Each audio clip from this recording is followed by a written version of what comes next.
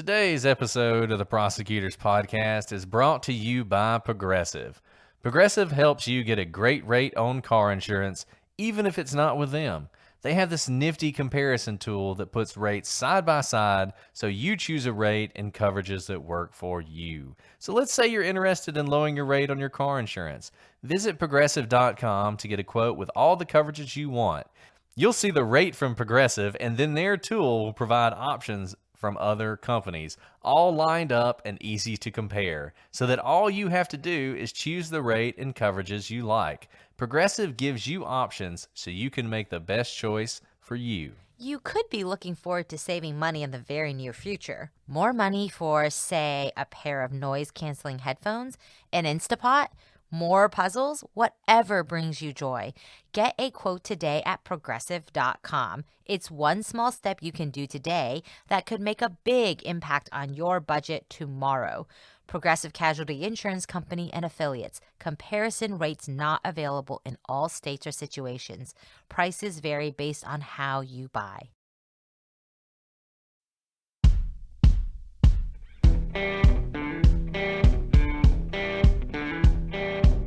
I'm Brett. And I'm Alice. And we are the Prosecutors.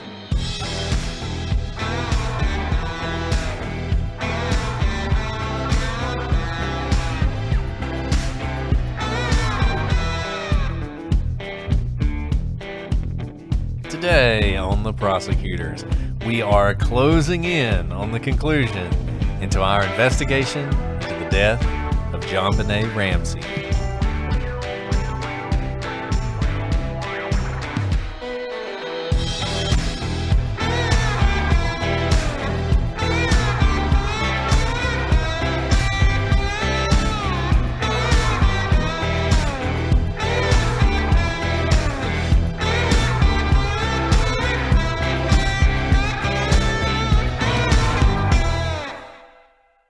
Hello, everybody, and welcome to this episode of The Prosecutors. I'm Brett, and I'm joined, as always, with my spiffing co-host, Alice. Hi, Brett. Spiffing. That's so... Spiffing. I haven't heard that in a very long time. At first, I thought I've never heard it. I thought so you were going to go I don't spiffy, really know what it means. like the 90s term, Yeah. like spiffy. Yeah. And I was like, that's You a could little be spiffy. childish. But spiffing, like a whole new, Spiffing. a twist you're putting on it. Do you know what spiffing means? No, not at all. Neither do I. Well, It's I'm from looking it up Emily. right now. And Apparently, it's British, and I think it's a Ah. good thing. So we're going with it. You are spiffing. I love Alice. it. We should bring it to Spiffing. America. There you go. You're We're gonna start spiffing a yourself. Well, that sounds Everybody needs that to sounds call their offensive. friends spiffing today. Maybe we should leave it to the British to tell us how to use it. Maybe. Since we don't know how to use it, we'll just move on. We tried. Yeah. We didn't really, we do research on most things, but not always what we're calling Alice on a daily basis. So I just trust you guys when you tell me that it's a good thing and it means a good thing. I just go with it. So, you could have me calling Alice any number of things and I would just walk right into it. So I'm trusting you guys. What Brett just said Don't is betray he researches everything to a T in his life except for the most important part of the job, which is describing me. Feels See, I was great, going to go Brett. with the Feels least great. important, but I see what you're saying. Apparently, spiffing means stylish and Oh, attractive. So there you go, Alice. There you go. very stylish. See? Very stylish. Most stylish co-host in podcasting today. I guess I should stop talking because we're 8 episodes into this. This is our 8th episode. So we really need to kind of move it along if we're ever going to talk about anything other than JonBenét Ramsey. I feel like we've covered a lot of really interesting things, though, and we have more interesting things for you today. So let's just go ahead, leave spiffing behind, and dive into the rest of the story. And the thing we're going to talk about today, or where we're going to start, are some of the detectives who worked on this case. Absolutely. Brett, every time I think we've talked about all the aspects of the case, we'll stop recording and I'm like, oh, we have to talk about this next time. And this is one of those aspects. As we've talked about, there are two detectives most often associated with this case. The first is Steve Thomas, who wrote a best-selling book that we've discussed a lot throughout these episodes. And it's about his investigation and who he believes the Ramseys are responsible for the death of JonBenét.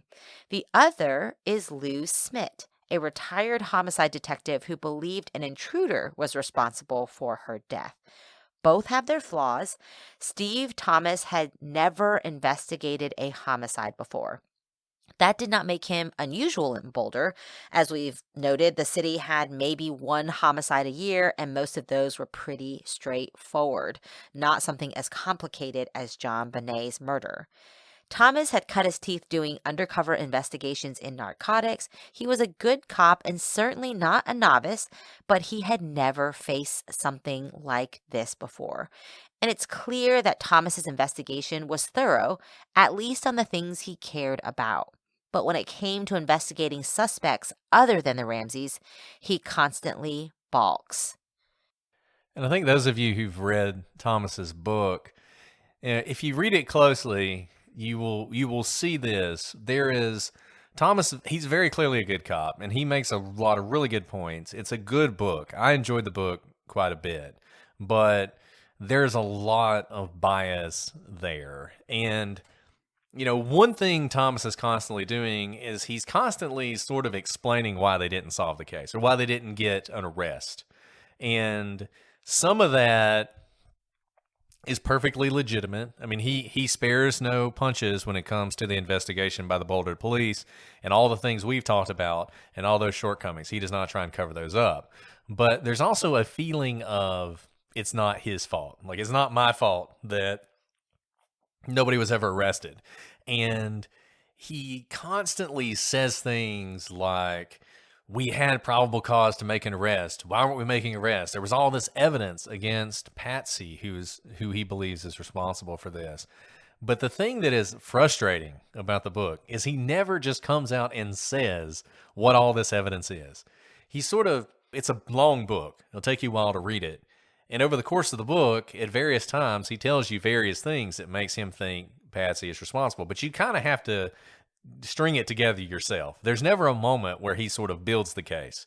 And that's the one thing I was really disappointed in, because I kept waiting. I wanted to hear it. I wanted to hear him make the case against Patsy Ramsey, and he didn't do that. And then there are other times where he does things that are just infuriating, especially as a prosecutor, because oftentimes we are called upon to ask police officers to go out into the field and gather evidence, and particularly on areas where we think the case is weak. And every time the Boulder DA, who had plenty of flaws, many flaws, which are also evident from the book, but whenever they would ask perfectly reasonable things of Thomas, he would scoff at them and complain about them and act as if they were impossible. For instance, the Boulder DA wanted the police to find every person who had been at the parties that the Ramseys had attended, both the one at their home and the one at Fleet White's home.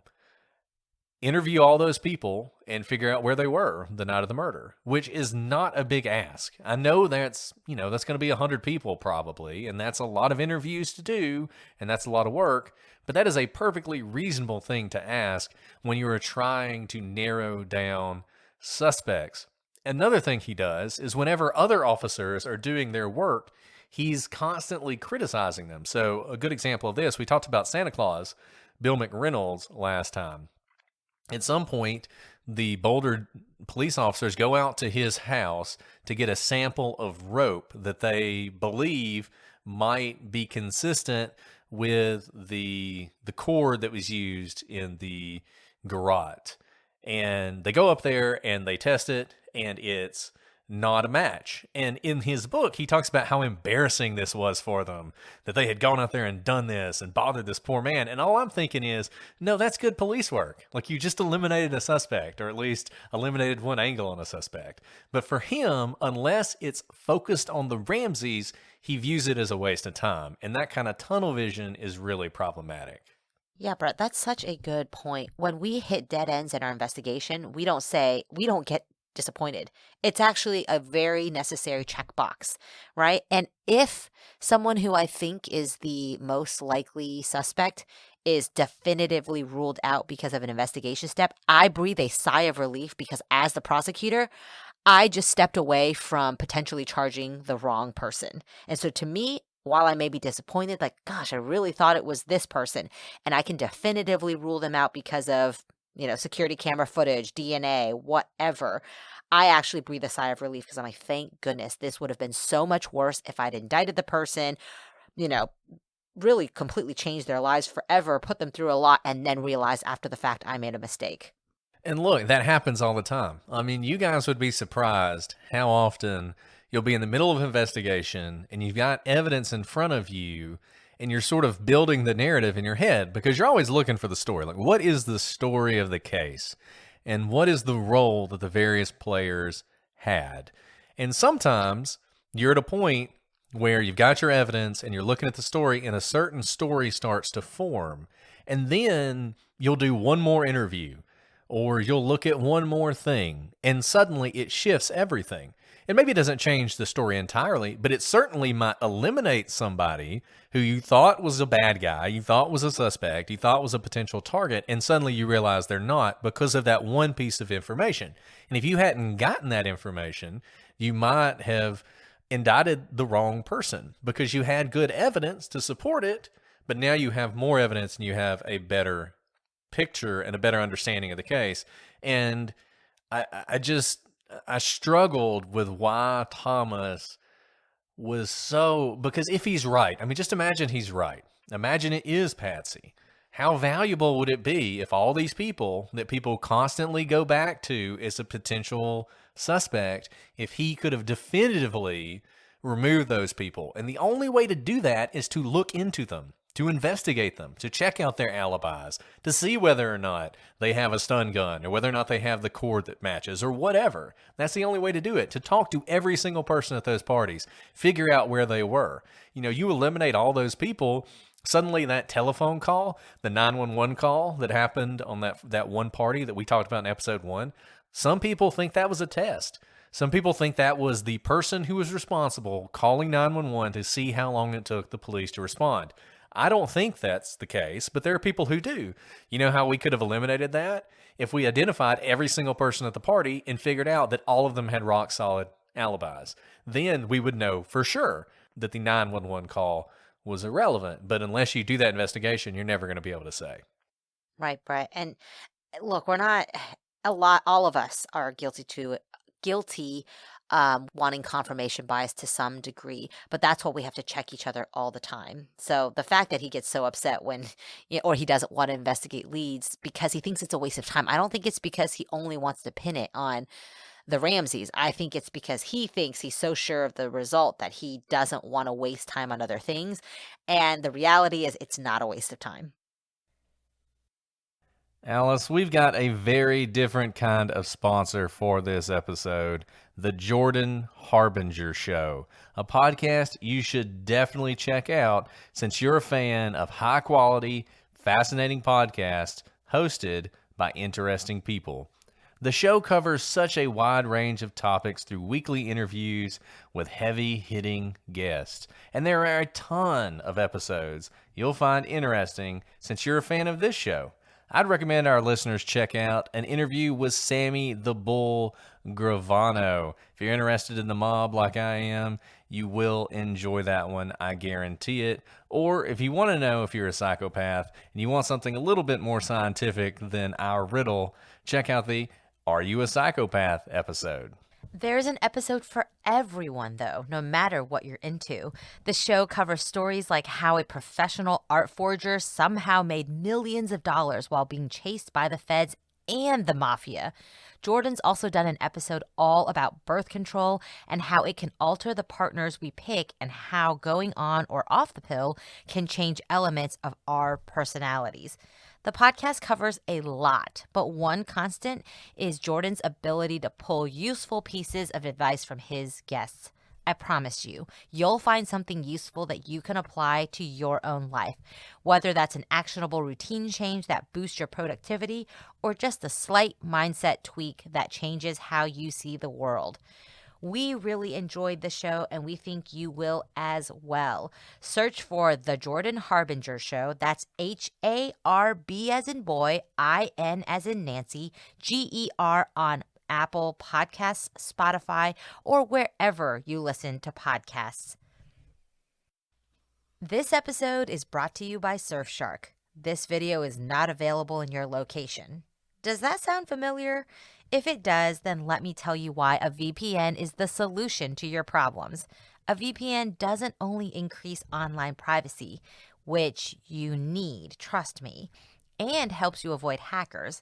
It also helps you access entertainment because the content you see is limited by your geographic location.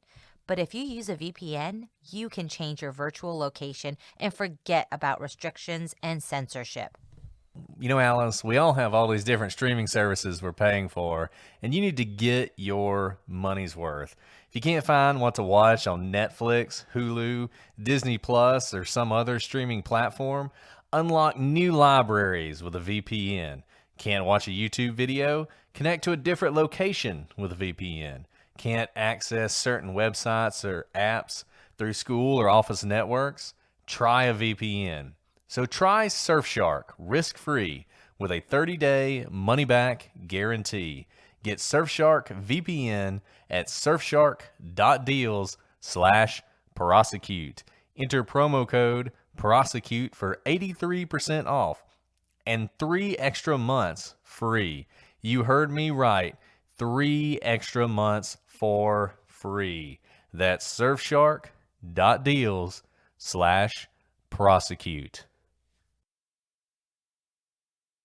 And let me just say this. It's not because he's lazy. He is not a lazy officer.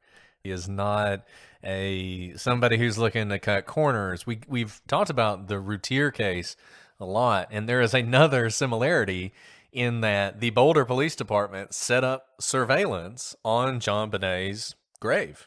And Steve Thomas goes out to Georgia and spends days watching her graveside from a blind. They had gone to the hardware store and fashioned a tombstone out of a piece of wood that they then put a microphone in so that they could listen to anybody who came to the graveside, for the same reason that the Texas police listened to Darlie Routier's the graveside of her kids, thinking somebody might come, Patsy might show up and confess to the crime at the graveside. And he spent days there. So he was committed to this. He spent a ton of time on it. He built this massive book of all the evidence in the case and this massive affidavit about why he thought the Ramseys might be involved. But that was his white whale. I mean, he was so focused on the Ramseys, and maybe for good reason.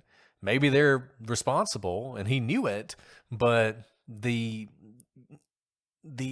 negative effects of that tunnel vision are so evident in this case, and it goes beyond just Thomas. There's also the problem with his interactions with the DA's office. You cannot have an investigation that's going to be successful if the DA's office and the police department hate each other, if they disagree on everything. And that's what you had here. And you had a DA's office that did not like to go to trial. They were used to solving most of their problems through plea deals. They did not look forward to taking on the best lawyers in the country in court without a rock-solid case. And Thomas doesn't seem to recognize that. He seems to think, look, we got probable cause. We can get through a grand jury. We can get an indictment. Let's just do that and then roll our dice at trial. And that's not what you do. And that's not what any DA's office wants to do. And it certainly wasn't what the Boulder DA's office wanted to do. And they kept asking them, we need more. We need something else. We need something definitive that ties the Ramseys to the death of JonBenét. And Thomas either couldn't or wouldn't give it to them. And that is just the ultimate frustration in his book, and really, I think, in the investigation as a whole. And the other detective is Lou Smith. Lou Smith, on the other hand, had investigated dozens of difficult murder cases. He may have had a blind spot. In his most famous case, he proved that parents suspected of killing their child were innocent and that indeed an intruder was responsible. Maybe Lou was trying to catch lightning in a bottle twice and lost his objectivity along the way. Moreover, Smith joined the Ramsey team relatively early in the investigation. From that point forward, he would not have access to the police files in the way that Thomas would. Yeah, and Smith, he's kind of the opposite of Thomas. There's like a yin and a yang, and Thomas respected Smith a lot, and that comes through in the book, but they disagreed completely on the case. Smith was convinced this was an intruder that did this. Thomas obviously thought it was someone in the family. Smith does a lot of good work, and some of the observations he made are interesting. And I think sometimes people get lost in the fact that he was on sort of Team Ramsey. Yes, that is a bias for him. He thinks they're innocent. And you have to remember that. You have to keep it in the back of your mind at all times. But it doesn't mean that everything he says is irrelevant. And one of the things about this case, everyone in this case has some sort of bias. There aren't a whole lot of sort of independent entities looking at this. So, people who are in favor of the Ramseys doing it will tell you that John Douglas, the FBI profiler, who we've talked about his book, The Cases That Haunt Us, and what he wrote in that book about this case, he worked for the Ramseys, and so people will say, well, he's biased because he was paid by the Ramseys.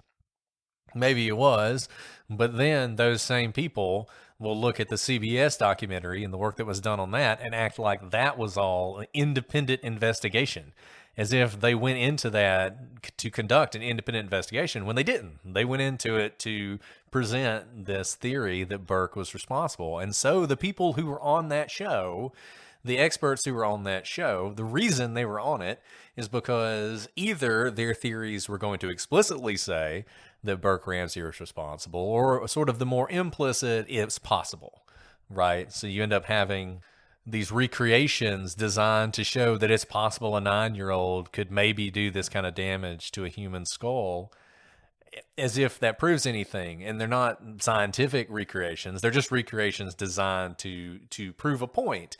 In much the same way, you guys remember we talked about Scott Peterson.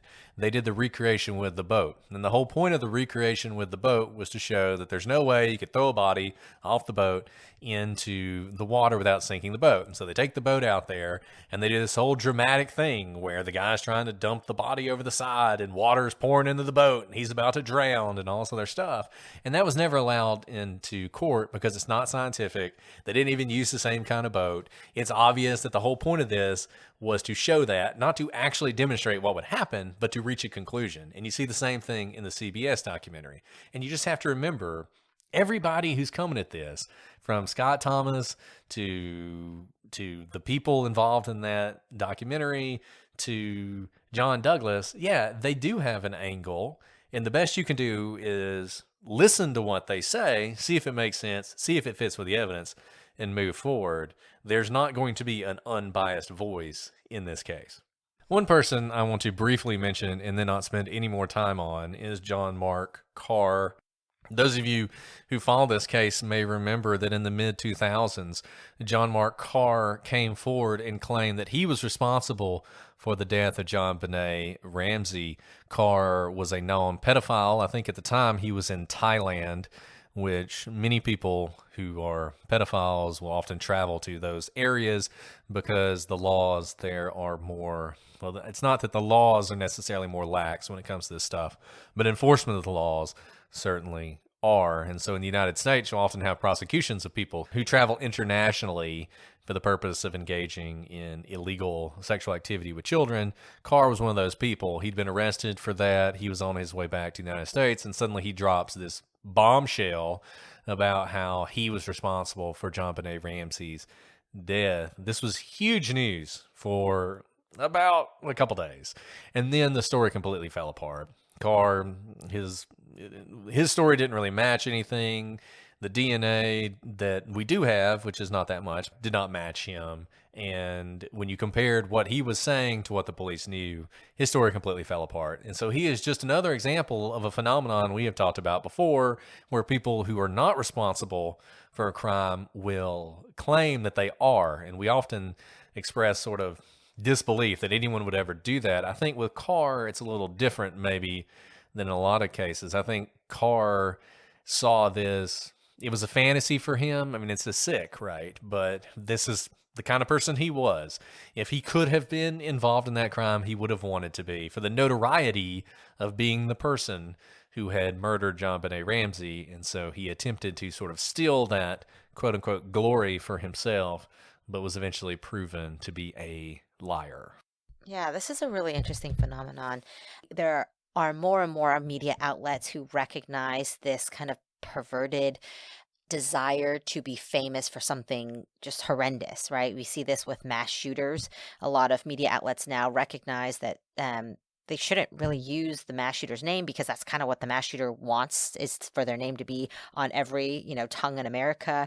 And those who aspire to be like that mass shooter, to have that notoriety, will listen and see how often that person's name is used in print, on media, and podcasts, and what have you, all around. And they think, if I do something like that, I can be as famous. This is kind of like the inverse of that, where the horrendous act has already happened, and since no one has been given credit for it, Carr is like, this is how I'll be famous. This is how I will get my fame. And I mean, that's not something I want to be known for, but there are certainly a number of people out there who would like to be known for this type of horrendous act.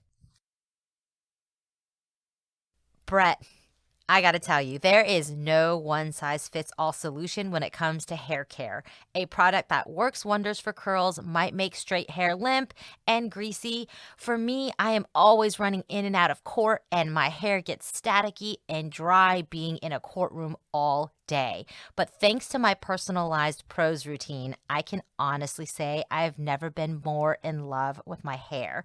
Prose makes custom hair care that's effective because it's personal, using natural ingredients with proven results. Prose customizes every product in your routine, from shampoo to supplements. A really neat thing is that first, Prose starts by asking about you as a person with their in-depth consultation. Prose asked me really unexpected things like, what's my zip code? What are my eating habits? What's the damage level of my hair? And even my exercise routine. Next, Prose analyzed all my answers and determined what unique blend of ingredients should be in every product of my custom hair routine. Together, Prose got all my hair goals covered. And here's the best part. If you're not 100% positive Prose is the best hair care you've had, they will take the products back, no questions asked. Prose is the healthy hair regimen with your name all over it. Take your free in-depth hair consultation and get 15% off your first order today. Go to prose.com/prosecute. That's prose.com/prosecute for your free in-depth hair consultation and 15% off. Alice, growing up, cereal was always one of my favorite things to eat, and that hasn't changed. But I gotta tell you, when I was a kid, the cereal tasted a lot better. Now I feel like I gotta cut the carbs and cut out the sugar, and instead of a nice treat, cereal becomes the kind of thing you feel like you're only eating because it's healthy. But not with Magic Spoon. With Magic Spoon, a healthy breakfast doesn't have to be boring. Brett, you're so right. Magic Spoon is a cereal with 0 grams of sugar, 13 to 14 grams of protein, and only 4 net grams of carbs in each serving. That's only 140 calories a serving. And best, it's keto-friendly, gluten-free, grain-free, soy-free, and low-carb. And the variety pack has 4 flavors, which include cocoa, fruity, frosted, and peanut butter. It tastes so delicious while also being healthy. I personally love mixing the cocoa with peanut butter because it tastes exactly like a peanut butter cup. So go to magicspoon.com/prosecute to grab a variety pack and try it today. And be sure to use our promo code PROSECUTE at checkout to save $5 off your order. And Magic Spoon is so confident in their product, it's backed with a 100% happiness guarantee. So if you don't like it for any reason, they'll refund your money, no questions asked. Remember, get your next delicious bowl of guilt-free cereal at magicspoon.com/prosecute and use the code PROSECUTE to save $5 off. Thank you, Magic Spoon, for sponsoring this episode. Alice, before we continue, I want to talk about one of our favorite sponsors, Faherty. They've been with us for a while, and they're still with us today. You know, this is one of the most difficult times to find something to wear. Call it fake spring, call it late winter, whatever you want to call it. This is a hard time to dress. It can be so difficult to find the right outfit in the spring when every day is different and weather can change at the drop of a hat. Luckily, Faherty makes it way easier. They make the perfect clothes for all seasons. Faherty is a family-run brand making high-quality, timeless clothing with modern design and functionality. It's that kind of effortless style you want every time you go digging in your closet. That set, that shirt, that dress that feels like you've had them for years. Maybe it's in a gorgeous print and looks like it might be vintage, but it fits so well that it feels like it was made just yesterday. Just for you, well, that's Faherty. And Brett, I am actually wearing one of my favorite pieces from Faherty right now. It's the Haley dress. It's made from organic cotton. It doesn't wrinkle even when I'm chasing my kids in it or going to a picnic. I love this dress, and it's incredibly flattering while still fitting my very busy and active lifestyle. And I love Faherty because they're so confident in the quality of their stuff that they have a lifetime guarantee of quality. They'll fix or replace your clothes forever, no matter what. Talk about making it easy to get dressed. And right now, Faherty is giving all of our listeners 20% off. That's 20% off. So head to FahertyBrand.com and use code TP at checkout to snag 20% off all your new spring staples. That's code TP at Faherty, FAHERTY brand.com for 20% off. Now, let's talk about the grand jury findings because we've heard so much, on Twitter, on Reddit, in your emails to us that aren't the Ramseys guilty because they went to the grand jury. And I've seen a lot of people post, and the grand jury found X, Y, and Z. They brought charges on X, Y, and Z. It just didn't go through. So I want to talk about the grand jury because this can be a black box for a lot of people.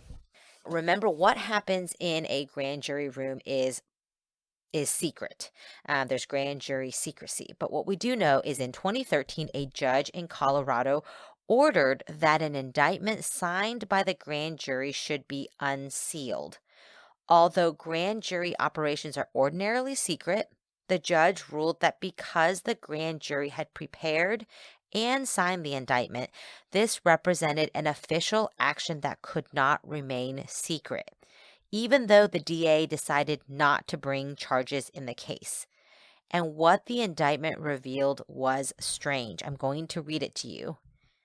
It says, on or between December 25th and December 26, 1996, in Boulder County, Colorado, JonBenét Ramsey did unlawfully, knowingly, recklessly, and feloniously permit a child to be unreasonably placed in a situation which posed a threat of injury to the child's life or health, which resulted in the death of JonBenét Ramsey, a child under the age of 16.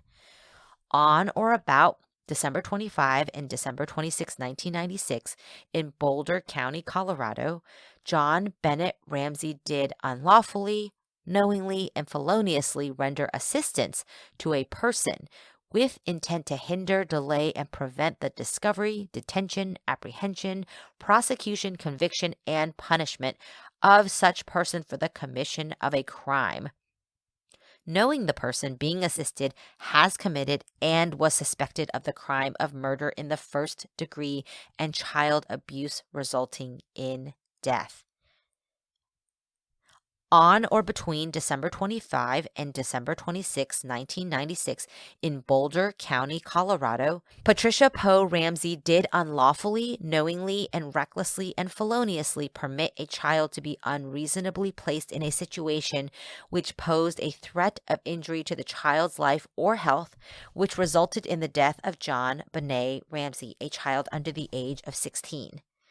On or about December 25 and December 26, 1996, in Boulder County, Colorado, Patricia Poe Ramsey did unlawfully, knowingly, and feloniously render assistance to a person with intent to hinder, delay, and prevent the discovery, detention, apprehension, prosecution, conviction, and punishment of such person for the commission of a crime, knowing the person being assisted has committed and was suspected of the crime of murder in the first degree and child abuse resulting in death. Okay, I just read to you 4 paragraphs of an indictment. Let me summarize that for you. As you can probably tell, 2 of them involve John Ramsey and 2 of them involve Patsy Ramsey. And they are the exact same charges for both of them. And one of them is that they assisted someone covering up, or a cover-up, essentially. And the other one is that they permitted JonBenét to be in a situation that was dangerous. Neither of them, note, is for the direct murder of JonBenét. And also note, because of the theories that are around, either John or Patsy is probably who the prosecution is focusing on as the one who actually killed them. So why does the indictment not say either of them is the killer, and how can they both be charged for crimes of assisting someone else and both for putting the child in danger when neither are charged with actually killing JonBenét? This is interesting because it's sort of the worst of both worlds, right? So on the one hand, the grand jury secrecy that you're supposed to have that protects people from being tarred by the idea that a grand jury is looking into them when no charges result, we don't have that. We decided to put that aside. So now you have this out there naming John and Patsy Ramsey, and with all the negativity that comes with that. But on the other hand, because it is only this portion of the grand jury's activity that the court decided was an official action and therefore no longer subject to grand jury secrecy, in the same way that if someone's indicted, obviously, once the indictment is unsealed, that's no longer secret, right? That's no longer part of grand jury secrecy because it's an official act. Same thing here, but that's it. So we don't know really anything else that led to this. So which means not only do you have this information out there, but because you don't have more, you just have endless speculation about what exactly happened here. Now, I will tell you what I think happened here, and then Alice, you can either agree with me or disagree with me. I think there's one thing that some people think happened, which I don't think is what happened, is that the grand jury determined that Burke was responsible for this. Burke was a minor, therefore, and not only a minor, he was 9. And in most states, a 9-year-old cannot be charged with murder, or really any crime, but certainly not murder. I think you typically have to be at least 12 to be charged with a crime like that.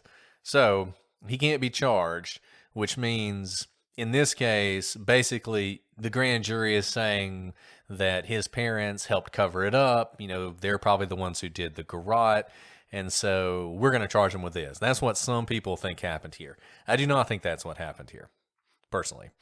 I think what happened here was, and if you read Thomas's book, I think you see this coming. So Thomas's book ends before the grand jury happened because Thomas resigns in protest. He's upset with the way the investigation's going. The DA seems like they're never going to go to grand jury. They're ignoring him. They're ignoring various other experts they brought in. They refuse to use the grand jury as an investigative tool, which is unusual.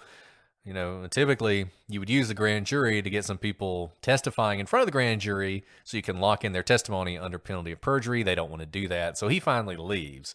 But the idea had been that the Boulder police, and this is weird. I mean, this is all so weird because this is not normally how it goes. Normally, a grand jury is run by the prosecution, by the DA. They are running the grand jury, they're bringing in their witnesses, they're presenting their case, and they're then asking for an indictment. In this case, the DA essentially said to the Boulder Police Department, or at least this is what it seems like from Thomas's book, you wanted a grand jury, fine. You can go in there and you can present your case to the grand jury. And that's what I think happened. I think the Boulder police, who thought that the Ramseys were responsible, went in with their evidence and presented it to the grand jury. And then I think the grand jury, on the basis of that presentation, returned this indictment, which is, to me, the perfect example of a bad indictment. Because what is happening here is the same thing in the same problem I had with Thomas's book. Thomas keeps saying, there's probable cause, we can do an arrest. Let's indict these people. But what he can never definitively say is what happened and who is responsible. He thinks it's Patsy, but he can never definitively say where JonBenét was killed, how she was killed, how she ended up in the basement, who did the garrote. He can't say that. So I think the grand jury is splitting the baby here. There's a reason that both indictments of both parents read exactly the same. They don't know who did it either. They think one of them did it, so they're like, let's just indict them both for the same thing and let the trial court figure it out. And that's what they want to do. And I think the DA, there's a reason the DA refused to sanction this indictment, because he saw that this is not how you indict people. You don't indict people. You indict two people sort of in the alternative. One of them's guilty, so we'll indict them both and let them figure it out at trial. You just can't do that. I think that's exactly right, Brett. If I were handed these two indictments, I wouldn't know what to do with it. I mean, obviously, we don't know what was actually presented to the grand jury, but if they had been given more specificity of the crime, they would have been able to bring a more specific indictment and more specific charges, and they can't do that here. And instead, these two indictments are in contradiction to each other, essentially. And it leaves out all we face this a lot, actually, when we have a group like a conspiracy, or we have a husband and wife and we don't know exactly who was the one who did X, right? The one who opened that email or made the transaction because they have the same credit card, for example. And so we charge them together.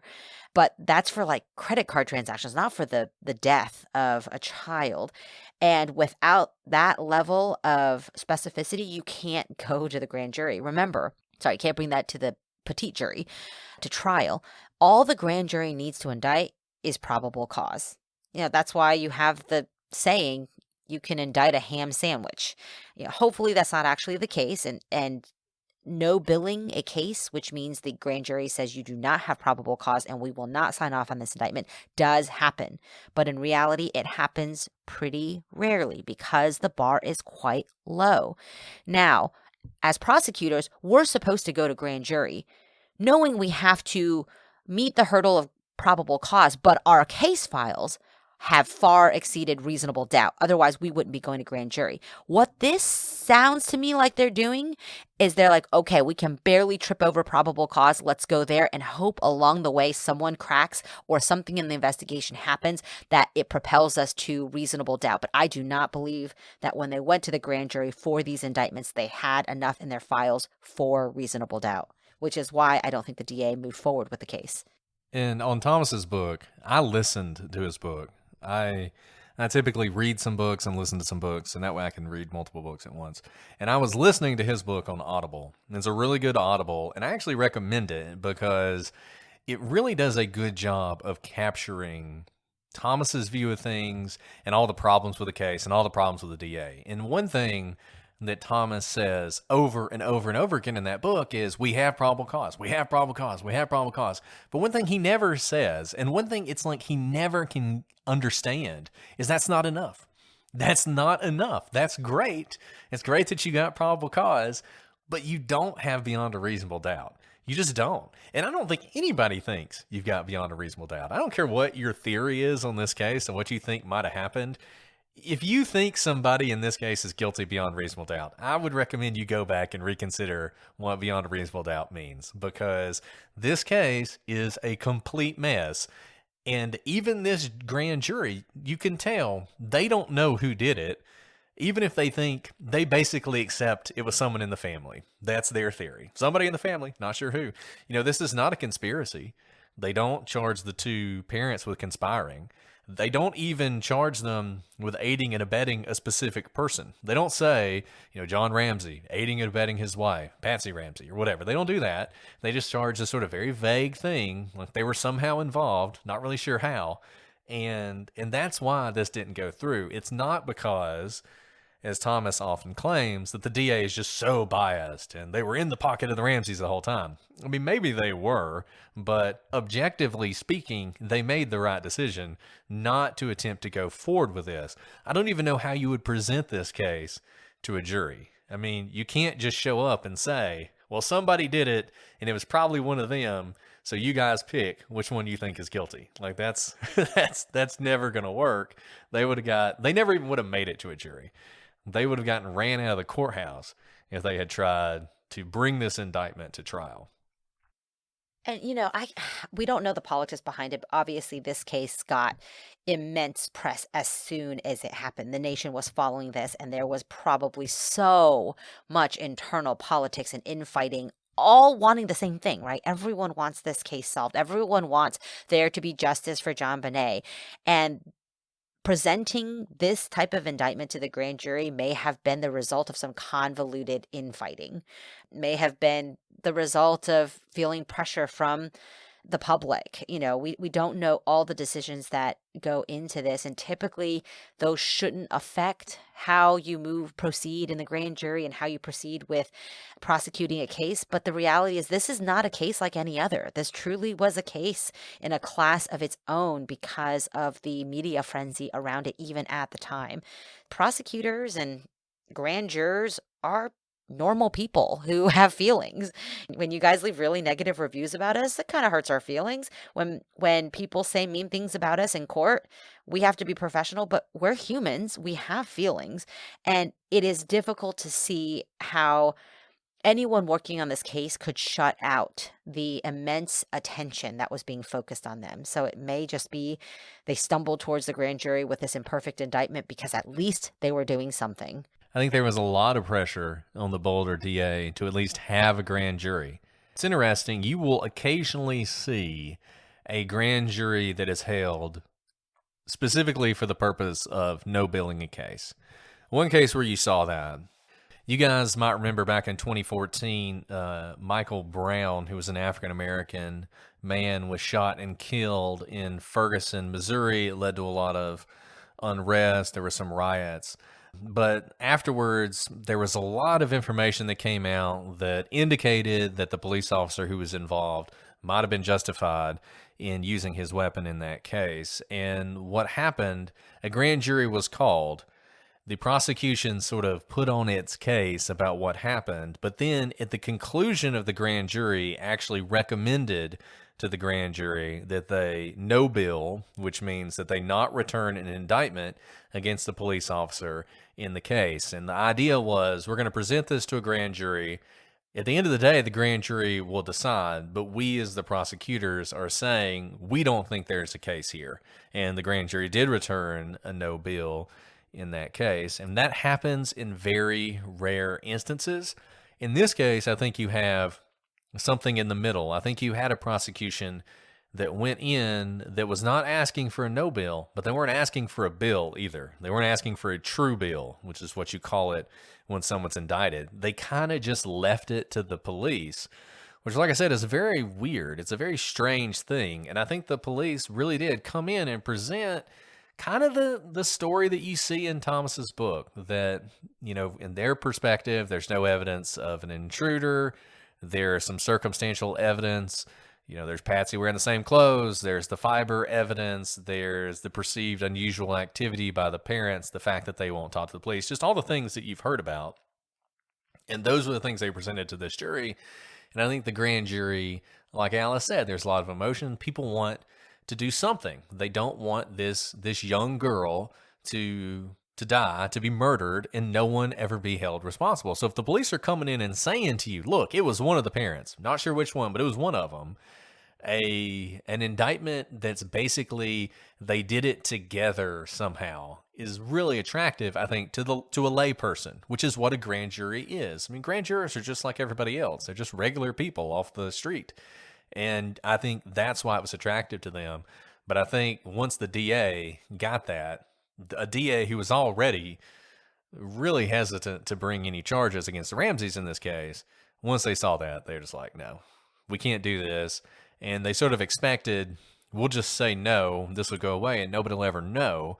And then years later, you have this judge who says, nope, we're going to let that be public after all. That brings us to really one of the most important things that happened in this case that we've spent now 8 episodes talking about this case, and we haven't talked about the DNA in this case. And this is a really critical part of all of this that people really debate. And so we wanted to kind of dive into this a little bit. And it all starts really in 2009. So Alex Hunter had been the DA when JonBenét Ramsey was killed. He had been the DA who oversaw the investigation. Well, at some point, after serving as DA for like 30 years, he was the king of Boulder, which was another reason the police didn't like him, because he was the king of Boulder, but he wasn't eager as the police, perhaps, to enforce some of the laws. But at some point, he steps down, and a new DA takes over. Her name is Mary Lacey. And as we're going to talk about, she got some evidence which led her to decide to publicly exonerate the Ramseys. And here is a long letter that she wrote about this. You can find it and read the whole thing if you want to, but I'll read a paragraph for you, which I think sort of encapsulates the entirety of what she said. For reasons including those discussed above, we believe that justice dictates that the Ramseys be treated only as victims of this very serious crime. We will accord them all the rights guaranteed to the victims of violent crimes under the law in Colorado, and all the respect and sympathy due from one human being to another. To the extent that this office has added to the distress suffered by the Ramsey family at any time or to any degree, I offer my deepest apology. Now, this is completely different from what the DA had said at the beginning when they talked about the Ramseys being under an umbrella of suspicion. Now they're not under suspicion anymore. They get an apology from the DA.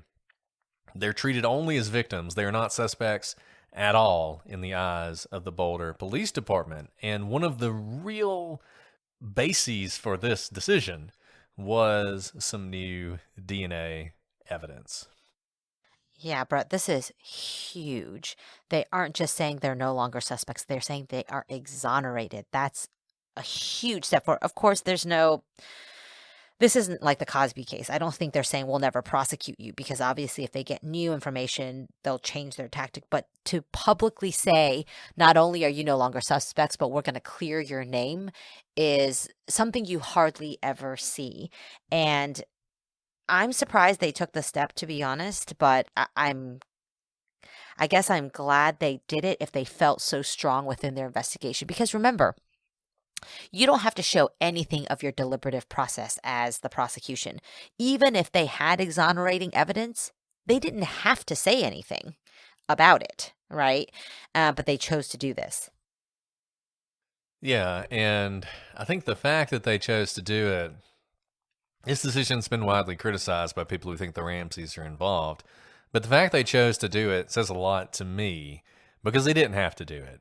10 years. This is 10 years after the murder. More than 10 years. 11 years after the murder. And I don't know. I mean, to me, it's pretty significant. But you can debate whether or not they should have done it. And I think you have to start that debate with the DNA evidence itself. The DNA testing was done on JonBenét's clothes in 1997 and 2008. Remember, we've talked about how DNA evidence and science kind of develops so quickly that even in the span of 10 years, new technologies can come. And if you still have the DNA, you can retest it. And this is why it's important to not use up all your DNA and by use up all your DNA, as we've said earlier, when you test DNA, it quite literally uses up the DNA and it no longer exists. So there is a finite number of times you can test DNA before it's all burned up, so to speak. Now, in 1997, the testing found that the blood stains in JonBenét's underwear were from her, and that there was a third-party DNA profile mixed in with her DNA. At the time, the testing was not able to do much with this third-party sample, and so they sat on it. All they could tell was it's a third party. But in 2008, new DNA testing was ordered with new technology, and Bode Technology tested 4 different areas of JonBenét's, quote, white long underwear bottoms at the waistband. This was the exterior top right half of long johns, exterior top left half of long johns, the interior top right half of long johns, interior top left half of long johns, and on the exterior top right half of long johns, they found, quote, contains a mixture of at least 2 individuals, including the victim, and at least 1 male contributor. It excludes DNA from Burke, Patsy, John, Melinda, and John Andrew Ramsey. Bode then compared the two, and the results were interesting to say the least. Bode found, quote, notably, the profile developed by the Denver PD and previously uploaded to the CODIS database as a forensic unknown profile, and the profiles developed from the exterior top right and left portions of the long johns were consistent. This is really important.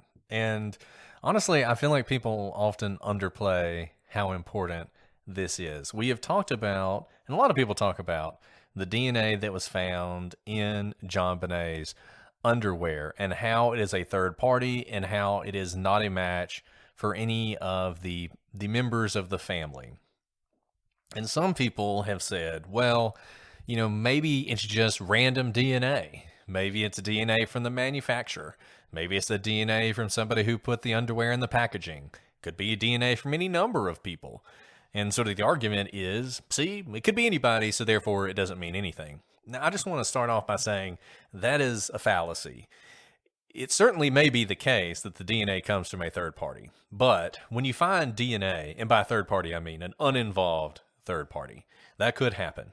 But you can't just ignore it. And I feel like people who believe the Ramseys are involved, this DNA evidence, they looked at it and they said, well, maybe it was from the manufacturer. Yeah, it was probably that. Worthless. Junk. Not even going to worry about it. It reminds me, Alice, did you ever see House? Did you ever watch the show House? I've seen episodes, but I didn't watch all of it. So there was an episode fairly early on in the run of House that always stuck with me. House's thing was everybody lies. And so he's always trying to figure out who was lying. And this couple comes in and they have herpes. Both of them have herpes. And they don't know how they got it, right? So House's theory is that one of them is having an affair. And so they come in and they're really upset about this and they're trying to figure out how this happened. And House says, well, sometimes if you sit down in a public toilet, you can get herpes that way.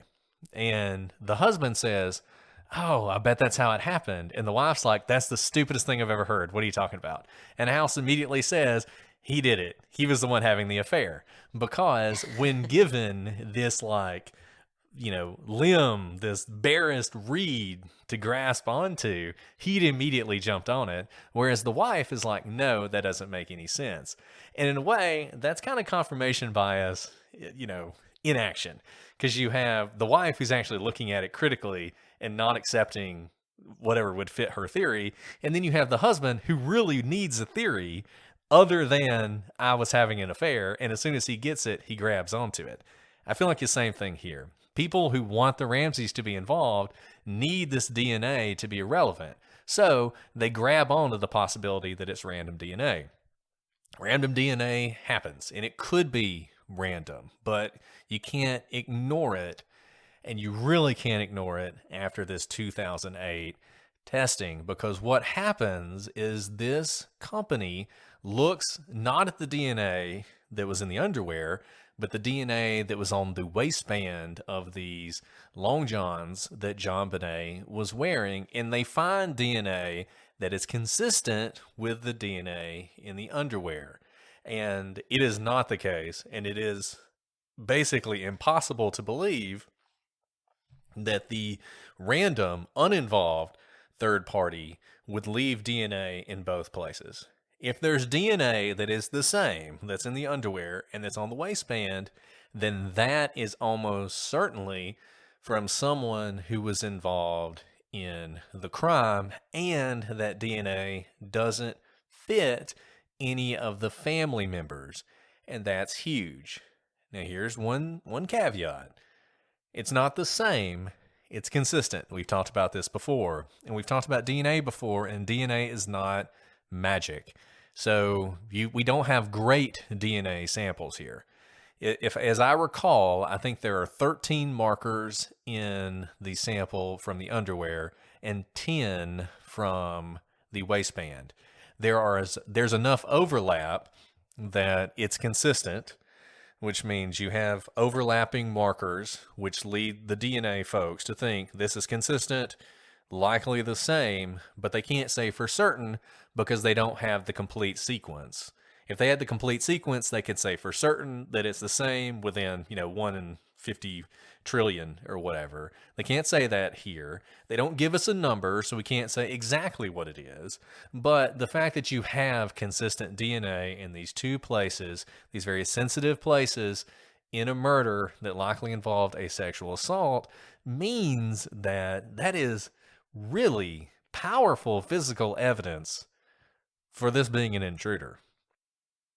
Certainly. And just so you know, whenever we've talked about this, whenever we present DNA evidence in court, that's the language you use. Consistent with, or 99% probability that it matches the profile. It's never, this is Brett or this is Alice. That's not how DNA is read. So just know that while this language may sound strange to you, this is the type of the verbiage you use when describing DNA evidence. And Brett, to have ruled out the family, you're right, is huge, is absolutely huge, because not only is the family's DNA not on the underwear, but it indicates that they are not around or aware of who this third person is when they are leaving this DNA on JonBenét's underwear as well. Otherwise, their DNA may be in the mix. And you have some real grasping at straws that you'll see people do when confronted with this. I mean, one theory I read was that Patsy accidentally kills JonBenét and then calls somebody from outside the home who's like a friend, an acquaintance, who comes over and helps her stage the murder. And that person is the third party. This is where the third party DNA is from. So it's still Patsy, but there is a third party who comes in to help her cover it up. That didn't happen. I'll just go ahead and tell you. That is not what happened here. Patsy did not have an outside accomplice. That did not happen. And when you're having to sort of grasp at straws like that, I think it says a lot about you need to take a step back, because it's possible that your underlying theory isn't correct. We talk about confirmation bias a lot, and when you see this evidence that sort of rams up against what you think, you really have to take a hard look at it. Now look, it is possible that this is complete junk. It's possible that if they'd had 11 markers on the waistband, that they would have been able to say, these are actually not consistent. They're from two different people. Doesn't matter. Nevertheless, given what they have, it is powerful evidence. Now, DNA, people think DNA is the be-all, end-all. It gets twisted all the time. And we've talked about how there's DNA everywhere, just like there's fingerprints everywhere. I remember there was a case not too long ago of a person who had been executed. I think it was in Arkansas. They'd been executed, and there was this New York Times story that was like, the headline was, man was executed for murder. Then they found someone else's DNA on the murder weapon. And it was something like, I think he had beaten his victim to death, maybe with a bat. And then on the bat, they had found some DNA that they couldn't tie to anybody. And so that was where the headline came from. Now, if you read the story, you would have known that in addition to that testing, they were able for the first time to test the blood that had been on the accused shoes. And at the time, they were not able to tie the blood to anybody, but with this new technology, they had tested it, and it was consistent with the victim.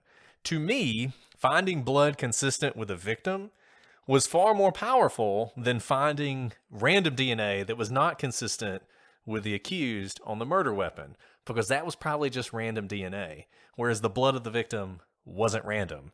And here, I think you have a similar thing. If you only had DNA in the underwear, or if you only had DNA on the waistband, then it's evidence, and maybe it points somewhat to a third party, but it's not that strong. And you can say things like, could be the manufacturer, could just be some random person who happened to touch the waistband of the clothes.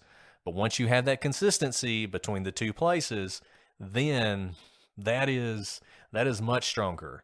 And you have to work to get past that. Wow.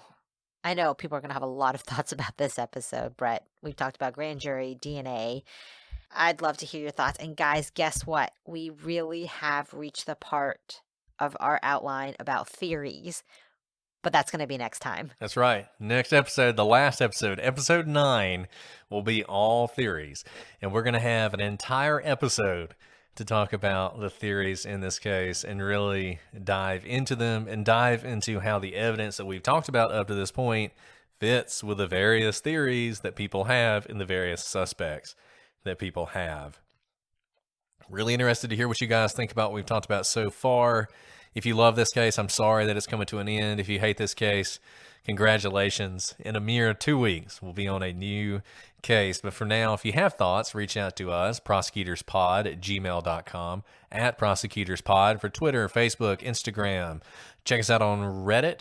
Join the Patreon if you're sick of ads. Go to the gallery on Facebook where they are having a lot of awesome discussions on this case. I've learned a lot. You'll learn a lot too. Hey guys, we are going to CrimeCon. CrimeCon is in May this year, hopefully, if the creeks don't rise and various other things. I thought I was going to CrimeCon last year and didn't quite make it, but this year we're going to do our best. It's in Vegas. We hope you guys will join us. If you haven't signed up yet and you want to go to CrimeCon, use code prosecutors for 10% off. We really want to see you guys. We went down to Savannah last year and had a blast meeting people. Alice went to CrimeCon in Austin last year, and I know she had a lot of fun there. We love seeing you guys. We love putting faces with names. So I hope that as many of you as possible will try and join us. Join us.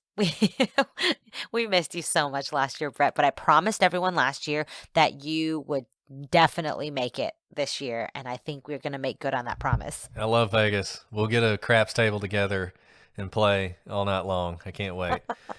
Okay, guys. Well, that's all we have for this week, but we'll be back next week with the final episode in the JonBenét Ramsey investigation. Finally, find out what our theories are and which theory we think best fits the evidence. But until then, I'm Brett. And I'm Alice. And we are the prosecutors.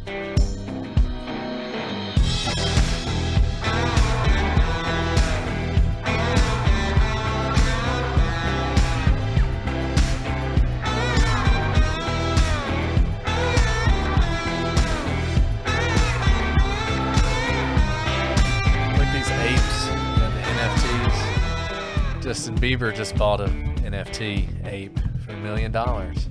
What's an NFT? I'm sorry. I mean, you don't have to answer that. I have no idea what that means. It's the token, the non-fungible tokens. Don't. You've tried to explain this to me one time. This is why I'll never be rich, because I don't understand that at all. It's one of those things where if you'd gotten into it a year ago, you'd have made $1 million. Now, if you get into it, you just lose all. Right. Kind of like how I said, don't buy Dogecoin, and everybody got mad at me, and Dogecoin crashed. So this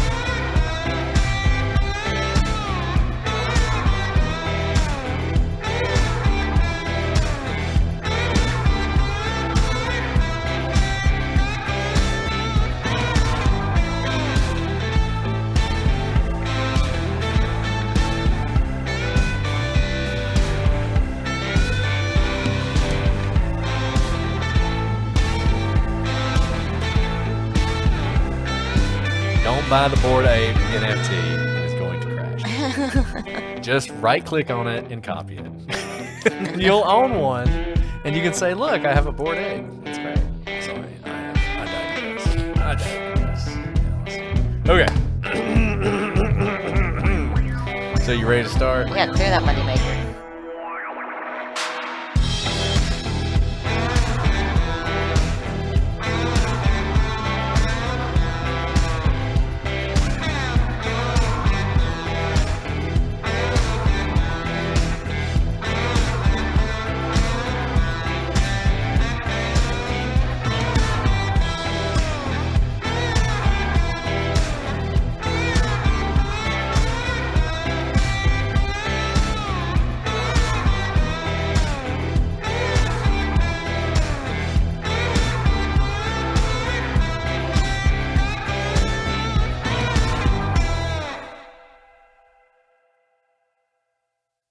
Watch Yellowstone for free on PlutoTV. All this weekend, PlutoTV is streaming a marathon of seasons 1 to 3 of Yellowstone, the show The Wrap calls a smash hit series. PlutoTV also has hundreds of channels and thousands of movies and TV shows like Mission Impossible 3, Gladiator, CSI, and more. Absolutely free. So download the free Pluto TV streaming app and watch Yellowstone seasons 1 to 3 free.